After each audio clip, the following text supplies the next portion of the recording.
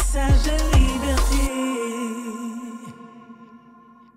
Bonjour et bienvenue à la 4e édition du festival Afro-Urbain qui a pour thème cette année Mémoire vivante. Et dans le cadre de sa série Héritage, nous allons nous entretenir avec une des mémoires vivantes du milieu artistique, la fondatrice de la compagnie de danse Nyata Nyata, la danseuse, l'artiste, la chorégraphe, l'interprète, la professeure de philosophie et l'auteur Zab Mabungu. Née en France et ayant grandi au Congo-Brazzaville, c'est au Québec qu'elle décide de déposer ses valises et qu'elle y fonde sa compagnie de danse. Formatrice et mentor hors pair, Zab est considérée comme une pionnière de la danse au Canada et ailleurs, et plusieurs hommages lui ont été rendus durant sa carrière. La plus importante étant le prix du gouverneur général qu'elle a reçu en mai 2018. Et son programme de formation, le PFAPDA, ou le programme d'entraînement et de formation artistique et professionnelle en danse, met en lumière les contributions majeures des populations afro-descendantes ainsi que celles de la diaspora africaine. La compagnie Nyata Nyata va souffler ses 35 bougies cette année, ce qui en fait un chef de file au plan de la culture, de l'art et de tout ce développement physique et intellectuel et esthétique qui ont fait sa marque. Bonjour, Madame Zab Mabungu. Bonjour. C'est un plaisir pour moi d'être avec vous aujourd'hui. Avant d'entrer dans le vif du sujet, pourriez-vous vous présenter brièvement? C'est dur de dire brièvement avec une bio comme ça, mais qui est Zab Mabungu? C'est toujours difficile de répondre à ça, un peu ennuyeux parce que on est en train d'être et on veut continuer d'être, de se développer. On aime ne pas savoir complètement ce qu'on est et donc de dire qui est Zab Mabungu serait un peu prétentieux de ma part. Ça serait mettre un peu la charrue devant les bœufs, hein, surtout pour lorsqu'on travaille la création artistique. Donc je suis Zab Mabungu, je ne date pas d'hier, Journée internationale de la femme, mais manifestement, avec votre titre Mémoire vivante, je date. Et j'ai grandi, oui, en Afrique centrale, dans un pays en transformation, un pays qui se rendait indépendant, qui vivait la décolonisation. J'ai grandi dans ce cadre-là. J'ai été entraînée à penser la transformation du monde.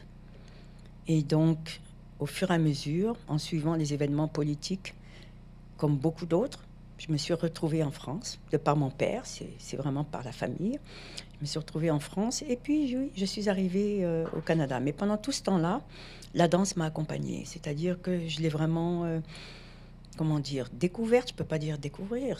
Le mot découvrir est toujours un peu problématique. Je crois que j'ai été entourée de danse et il a suffi d'un seul moment pour que je saisisse que je serai toujours en train de danser. Donc, fondamentalement, tout ce que vous avez dit de moi se résume au fait que je suis une danseuse profondément. Très bien, très bien.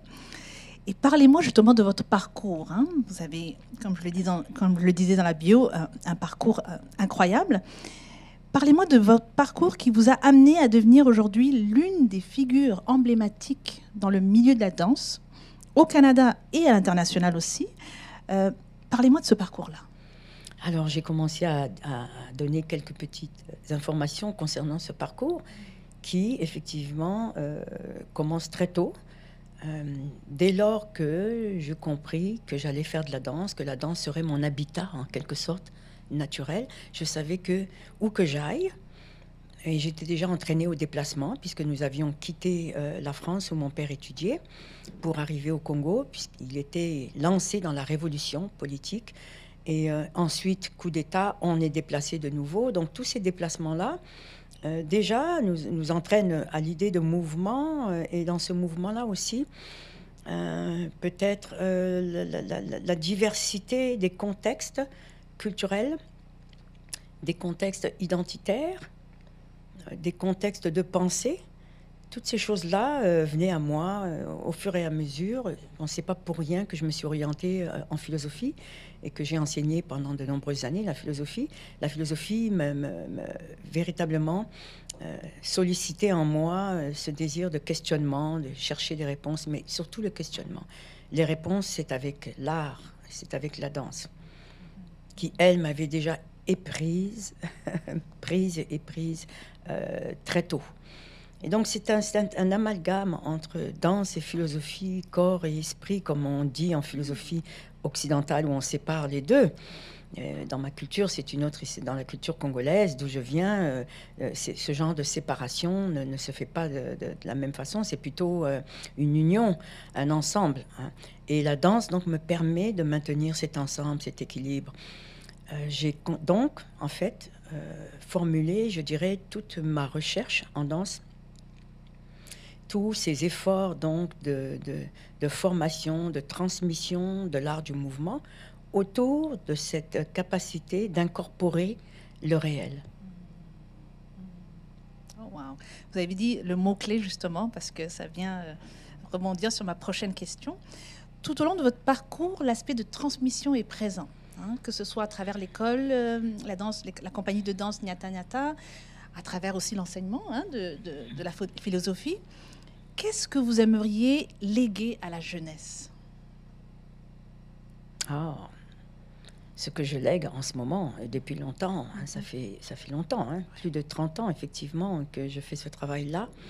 Et donc, cette jeunesse m'apparaissait importante tout de suite. Peut-être parce que je n'ai jamais cessé de l'être. Je dis toujours que je suis une enfant d'à peu près 5 ans, 6 ans, pas plus. Que j'ai jamais véritablement dépassé ce stade.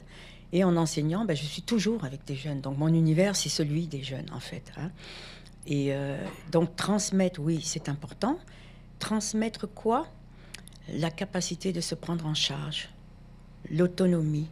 Et quand je dis la prise en charge de soi-même, qui pour moi définit, en fait, une initiative dans l'art contemporain, dans l'idée de la contemporanéité, c'est cette capacité de se prendre en charge dans une actualité qui en même temps nous déborde, mais que l'on essaye d'entreprendre finalement. Et donc cette capacité de se prendre en charge implique que l'on soit en mesure donc de se réfléchir. Réfléchir, mais de se réfléchir. Il y a une nécessité d'aborder l'intérieur, et parlant des jeunesses, des jeunes générations afro-descendantes de par le monde, puisqu'on est hors Afrique.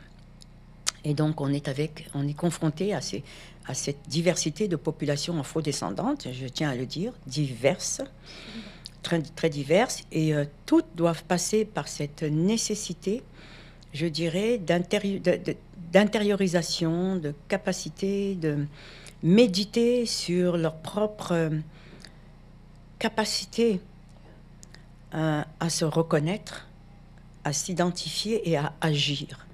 Il faudrait faire en sorte que s'identifier, c'est être capable d'agir. Et il n'y aurait pas d'identité comme ça, décor. D'identité, beaux habits. On aime bien s'habiller, hein, moi je suis congolais, on aime bien s'habiller. Mais c'est l'identité active, celle qui est engagée, celle qui se reconnaît dans le mouvement, d'où la danse. Et donc c'est ce que j'enseigne en fait, à travers l'art du mouvement, cette capacité à pendant que l'on se meut, être capable de choisir le mouvement tout en le faisant. Donc, ça n'est pas vraiment, comme je le dis souvent, de l'improvisation. C'est un mot qui m'embête parce que c'est un mot qu'on tend à nous accoler, nous, population afrodescendante. C'est composer live. C'est composer vivant. J'aimerais léguer cela aux jeunes, leur capacité de composer leur vie, la vie autour d'eux, la société, en étant vivant. Eh bien, ça fait bien le lien justement avec le thème, hein, mémoire vivante. C'est exactement ça. Merci pour ce thème. Mais oui. Vous tombez bien avec moi, je vous assure. Merci aux organisateurs d'avoir pensé à ça. Justement, Nyata Nyata a 35 ans aujourd'hui. Quel est l'impact de cette compagnie de danse dans le paysage de la danse au Canada, hein?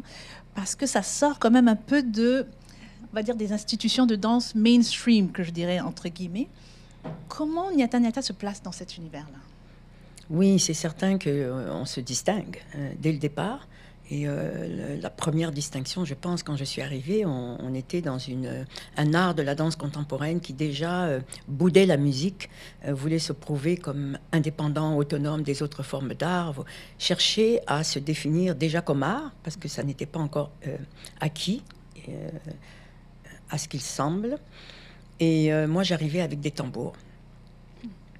Donc, je ramenais la musique sur scène et de surcroît des tambours. Et de surcroît encore, je me prétendais artiste de la contemporanéité.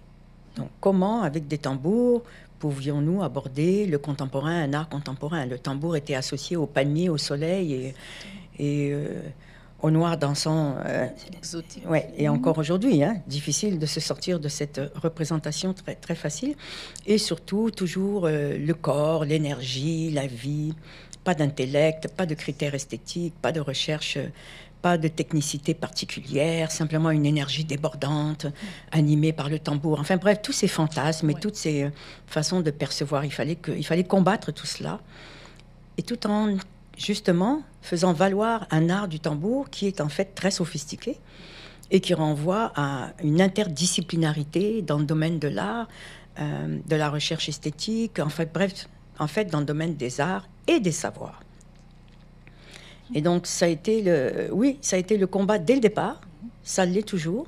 Ça reste beaucoup à faire parce que très peu de gens, je pense, l'ont entrepris de la manière dont je l'ai entrepris. Il est question ici de faire valoir ce que j'appelle, j'ai d'ailleurs organisé un symposium à cet égard, de faire valoir les rythmicultures. C'est un terme que j'ai dû inventer pour pouvoir finalement placer, arriver à identifier les sociétés, les cultures qui, justement, sont organisées autour du tambour. Et nous en avons plein au Canada, des sociétés autochtones. Absolument. Donc, c'était la première chose qu'il fallait que je fasse valoir en arrivant, en disant, mais cessez de faire de moi une exotique. Il y a plein de gens ici qui se rapportent au tambour.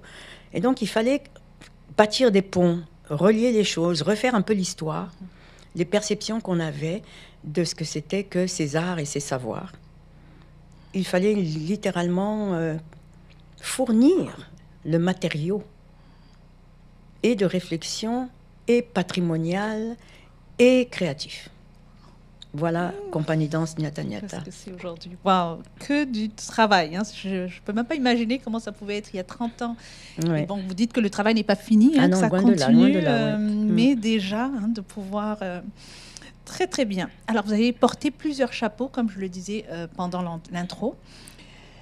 Est-ce qu'il y a un nouveau chapeau sur lequel vous travaillez en ce moment ou que vous aimeriez rajouter à votre liste ou vous vous êtes dit, oh, je pense que j'ai fait le tour, c'est bon?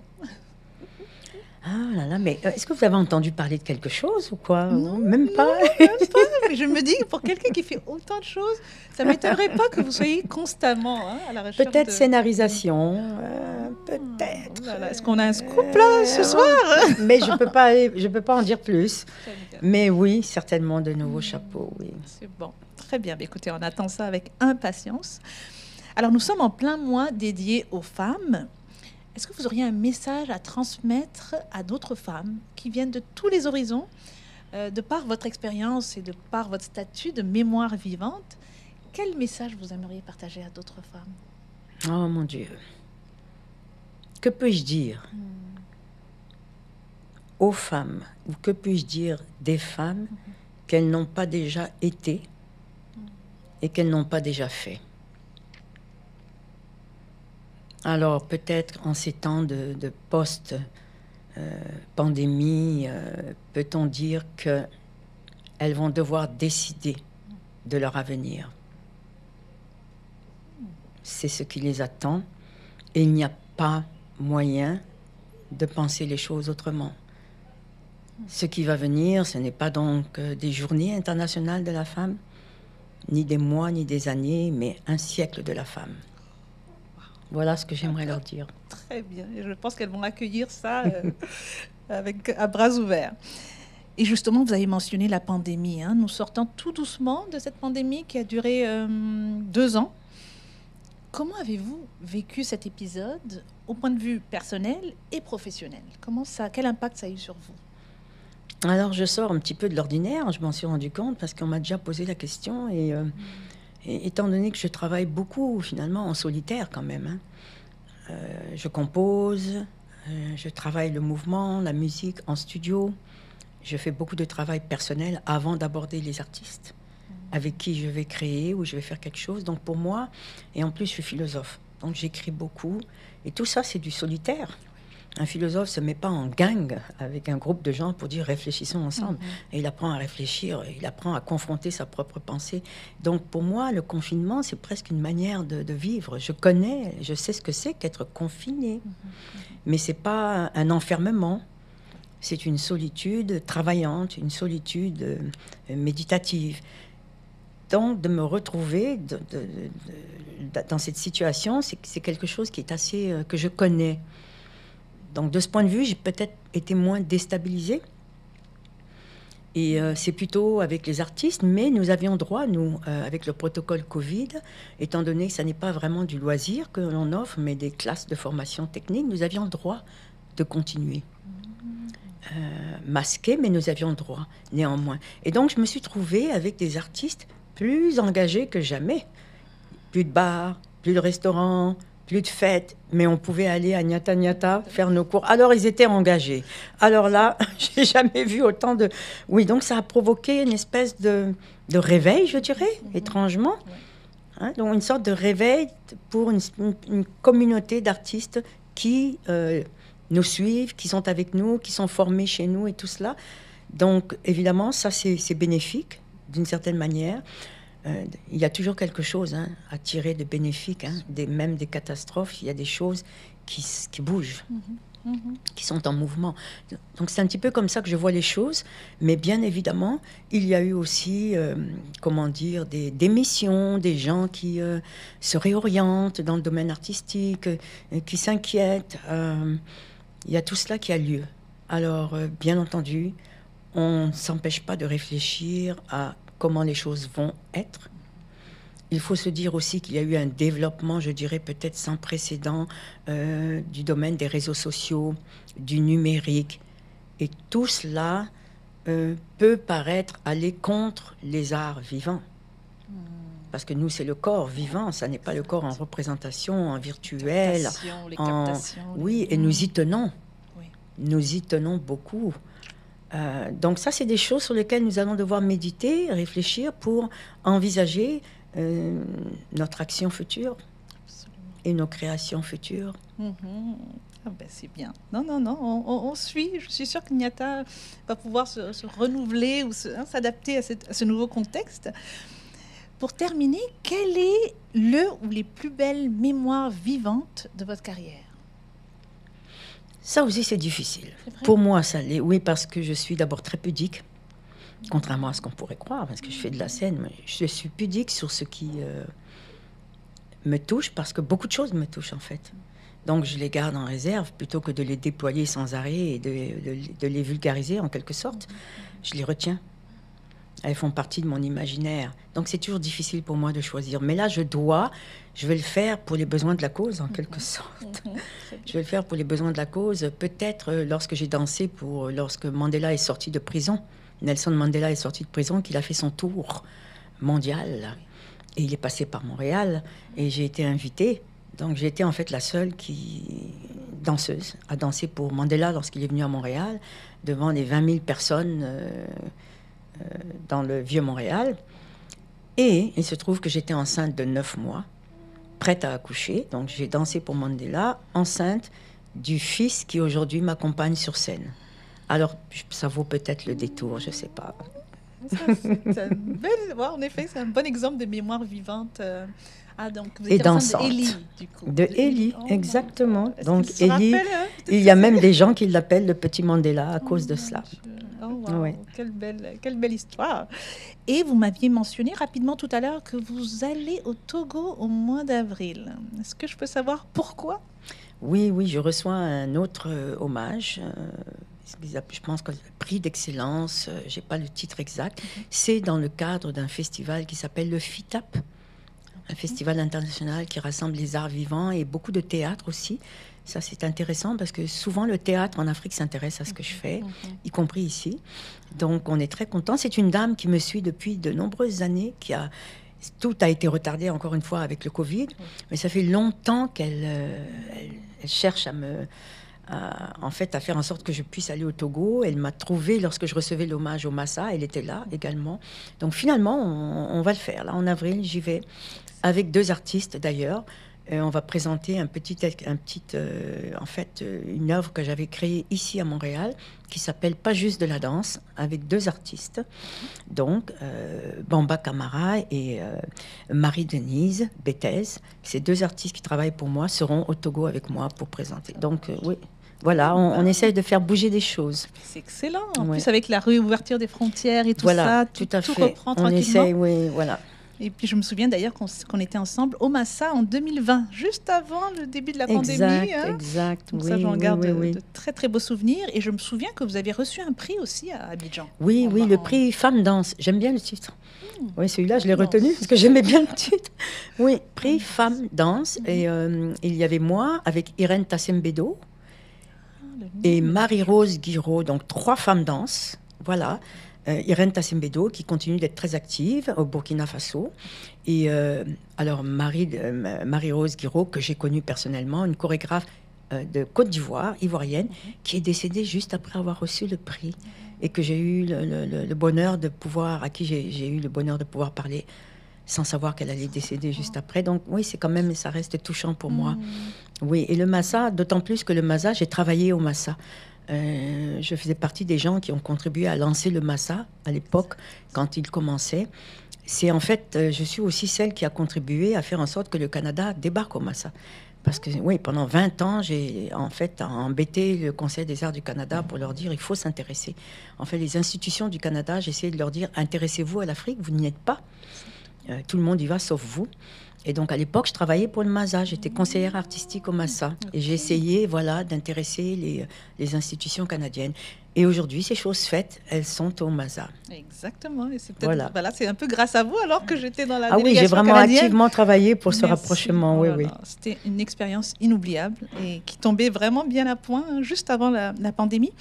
Pour terminer, est-ce qu'il y aurait des dates ou des informations que vous aimeriez partager à la caméra pour nos auditeurs? Ah, mais la prochaine date, le 31 mars, à la salle Claude Léveillé, je présente Wamunzo, mon dernier solo. Vous êtes invité. Voilà. Exactement, on a une date, un lieu. Parfait. Ben, écoutez, merci beaucoup, Zama Bangou, pour ce temps que vous nous avez accordé.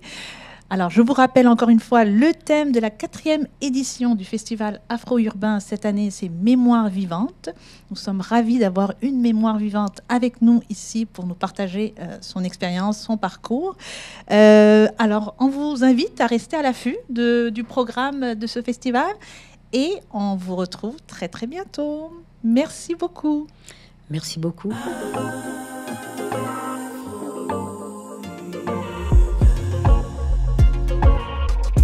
Le message